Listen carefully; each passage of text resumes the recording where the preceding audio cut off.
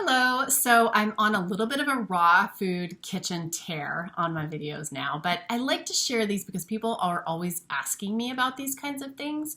And I like to just show you how I do raw food in my everyday life, what my kitchen looks like, because I do it really easily. I've done it for over 11 years.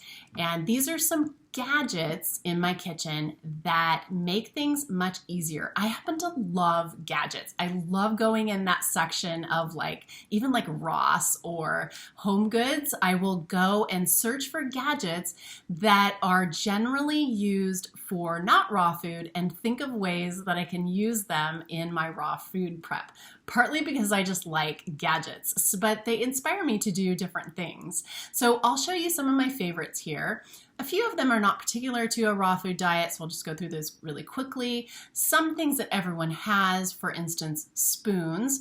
I will show you a couple of little things that I use differently in relationship to raw food. So these are all things that are in addition to most of the things that you would already obviously know you would have in your kitchen. For instance, maybe a whisk, something like that. So I have those things too. I actually have a pretty limited amount of gadgets, especially for how much I love them in my life as far as food prep goes, but I will show you the ones I have, and these I use very consistently. Okay, the first one I'm going to show you is the spiralizer.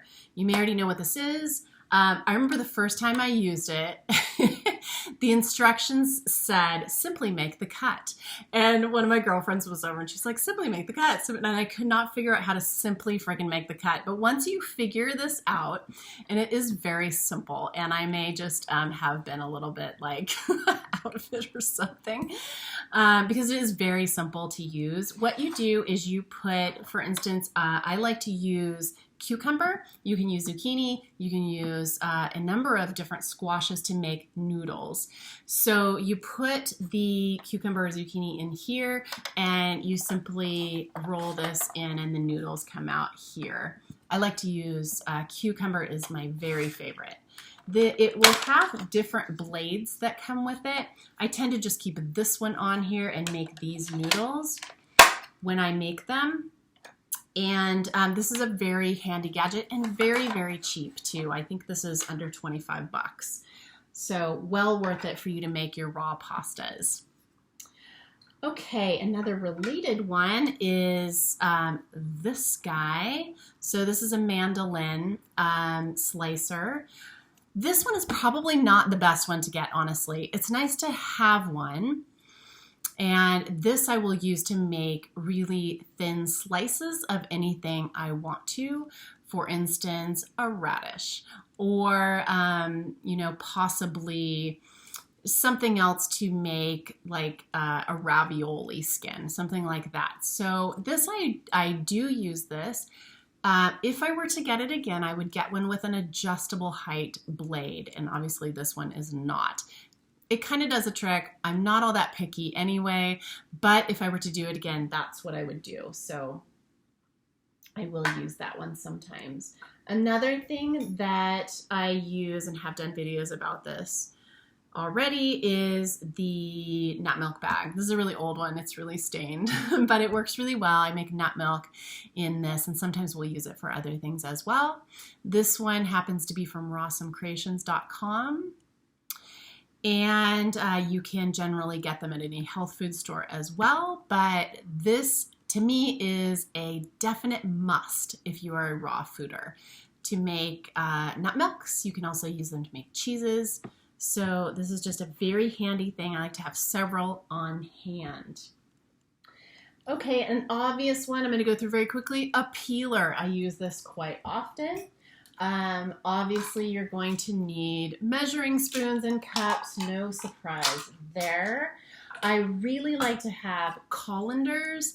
I use these to rinse, any fruit or, and also sometimes I will use these with noodles when I'm rinsing my kelp noodles, because I use baking soda in the kelp noodles to soften them. I should do a little video on that. And you have to rinse them for a long time to get the baking soda out. So generally that's what I use this one for. But I also, because I'm eating so many raw fruits and veggies, what I do when I get them is I have just a little tub that I put in my sink. I fill that with water and put some just white vinegar in there, and I'll soak those for a little while to kill any kind of bugs. It's always nice when you see worms sitting at the bottom of your tub, and I'm just like, whew. I used to eat those because I didn't always soak. I always rinse them off, but so I'll soak those, and then a lot of times I will, especially if it's berries or something, I will put them in the little teeny colander. I've just found that this is super handy to have around and also super cute. Something I really love is this. Now, this I believe is a pastry cutter. I use this all the time on my cutting board.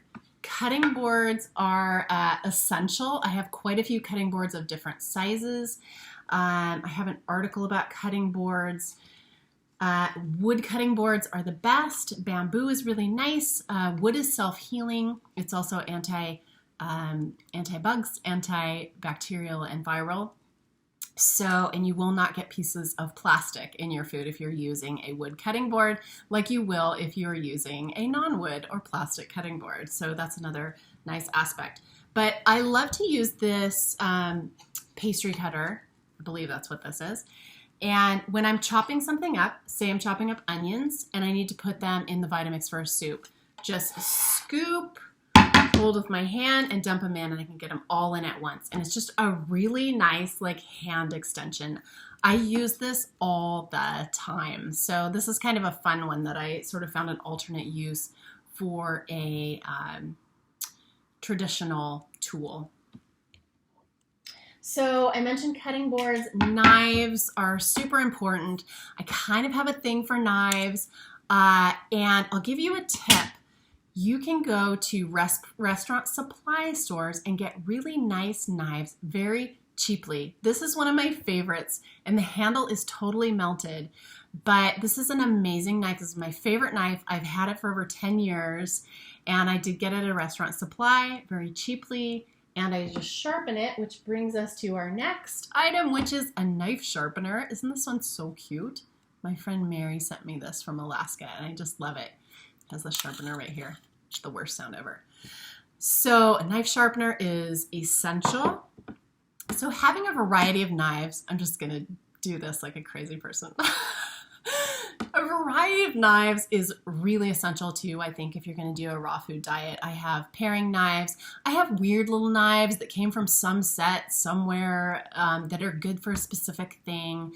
And I have a really nice bamboo magnetic knife holder, and I have them way up on the wall so Vivi can't reach them, and it's just so handy. I recently put that up, and it has really changed things for me. It's just made it very easy because I had to keep my knives way back in a drawer, and it was very inconvenient, but because Vivi's here, I don't want her to have access to that. So it serves that double purpose of keeping them away from her, and they're just very handy for me. I just have them like right next to my sink, and it's so easy, and I highly recommend doing that. Having a travel knife is really nice.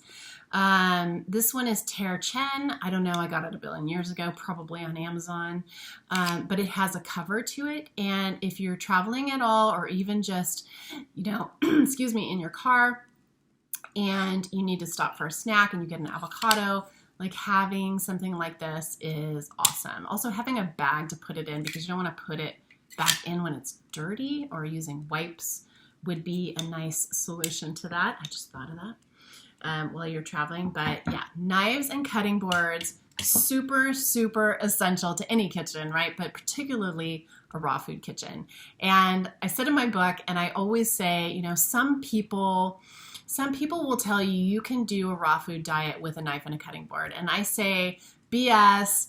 No freaking way are you going to do long-term raw food unless you just live on an island somewhere and have just tons of fresh fruit and veggies that you can just always, you're going to get bored. You're going to get bored of what you can do with just a knife and a cutting board. So I like to have all these other things in addition to the machines that I use in my raw food prep. And I've done a video on that already, so I won't go into that right now.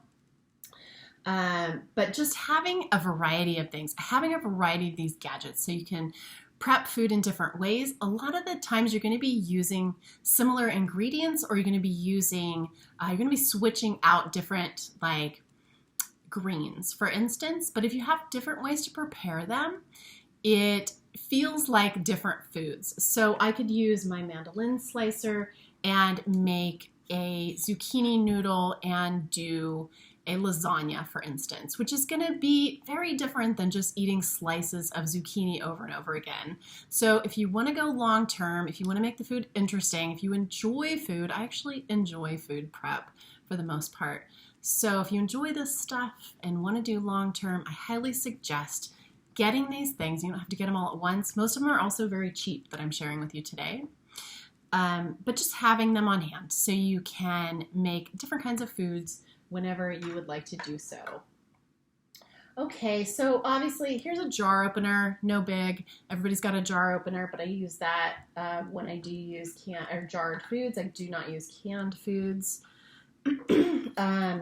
And then the last two things, I'm just making sure I got everything. The last two things I wanted to share with you guys are kind of fun. So one is a pizza cutter. I got this at Whole Foods, just kind of on the rack. And it's nice because I use this, yes, for when I make raw pizza, but primarily I'm using it for crackers. I'm using it for protein bars when I have it laid out on the dehydrator sheet, and then I will go through and make the cuts with this. You can also do it with a plastic knife. You don't want to use metal on your dehydrator sheets if you're using Teflon sheets, because that will scar them. And then we'll get food in there, and that's gross. So you want to be using something plastic, silicone. I'm not worried about it because it's just briefly going through my food. It's not, sitting in there. So I'm not worried that it's made of plastic. But this has been really, really handy. So you can just use it on that sheet to make your bar shapes. Cookies, if you want to make bar cookies, that kind of thing. Okay, so the last thing I'm going to show you is an ice cream scoop, and this is one of my favorite kinds of things where I'm not using it for what it's for. I kind of like that in general. I like finding containers that are for one thing and then using them for something else, for example. But an ice cream scoop is really, really nice for making anything you want to make in a ball shape. So for instance, I will make macarons. I'll make cookies for Vivi like this. And then if it has this, doesn't always work great. Sometimes what you're making is a little bit too sticky to just pop out so neatly. It's a nice idea. But generally I can wrap it out, and I use this for making falafel, for instance. So it just kind of makes a nice uniform shape to what you're doing. And I've found that it's really handy and that I do use this quite a bit. One thing that I did not bring out that I just thought of is, and it's fine that I didn't bring it out because everybody has this, like a little glass Tupperware jar, Pyrex, sorry, not Tupperware, like a Pyrex container. And I will use that also to make shapes with things. So I might fill that with cauliflower rice that I've made and then dump it out onto the plate so it looks really nice.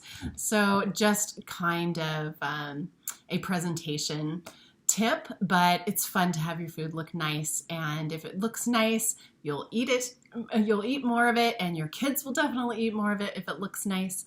So that's it for me right now for sharing with you guys my kitchen gadgets, and I would love to know if you use different gadgets that I have not heard of and I'm not using. I'm always excited about that. So thanks for watching. Hope that was helpful. Have a wonderful day.